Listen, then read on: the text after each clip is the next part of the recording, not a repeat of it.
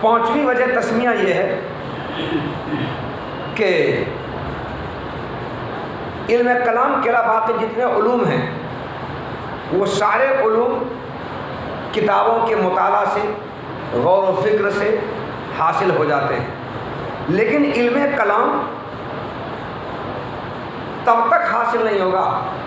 جب تک متکلمین کو اپنے مخالفین کے ساتھ گفتگو نہ کرنا پڑے، بحث مباحثہ نہ کرنا پڑے، سوال جواب نہ کرنا پڑے، ترک وترک نہ کرنا پڑے، مناظرہ نہ کرنا پڑے، مکالمہ نہ کرنا پڑے۔ گویا مخالفین کے ساتھ جب تک مناظرہ نہ کیا جائے، مکالمہ نہ کیا جائے،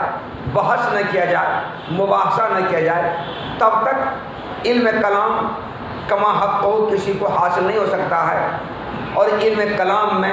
گہرائی اور گہرائی حاصل نہیں ہو سکتی ہے، علم کلام میں پختگی حاصل ہو سکتی ہے، اور کوئی بھی آدمی متکلم اور مناظر نہیں ہو سکتا ہے۔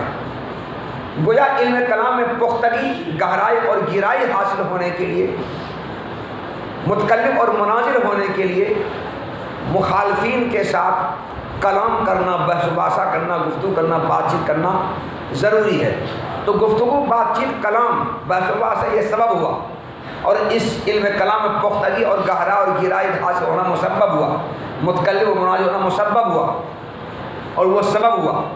تو تسمیۃ المسبب بے اسم سبب کے طور پر اس علم کا نام کیا رکھ دیا گیا؟ کلام۔ دیکھو ترجمہ، وَلِأَنَّهُ، اور اس لیے کہ یہ علم بحث و مباحثہ اور جانبین سے کلام کو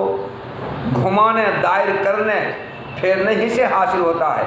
اور علم کلام کے علاوہ دیگر علوم کبھی کبھی کتابوں کے مطالعہ اور غور و فکر سے بھی حاصل ہو جاتا ہے۔